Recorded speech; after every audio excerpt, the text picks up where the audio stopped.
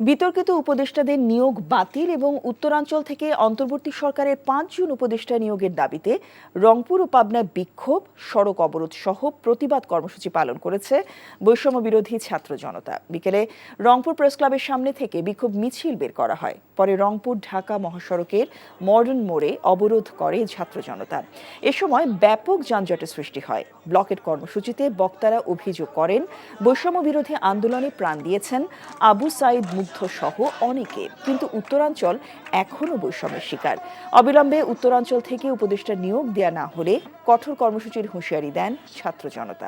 অন্যদিকে বিতর্কিত উপদেষ্টাদের নিয়োগ বাতিলের দাবিতে পাবনা প্রেস ক্লাবের সামনে মানববন্ধন কর্মসূচি পালন করে বৈষম্য বিরোধী ছাত্র আন্দোলন।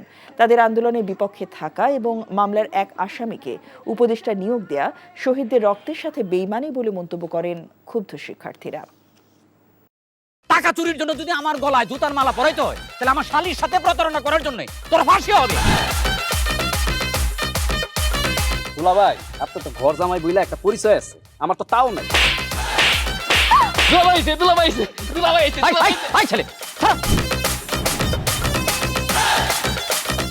রাজনৈতিক ফ্যামিলির মেয়ে হয়ে ওই কাজ করবে। যারে পাবো হারে পিটাবো, রক্তের নেশায় ধরতে, রক্তের নেশায়, কাঁচা রক্তের নেশায় ধরতে।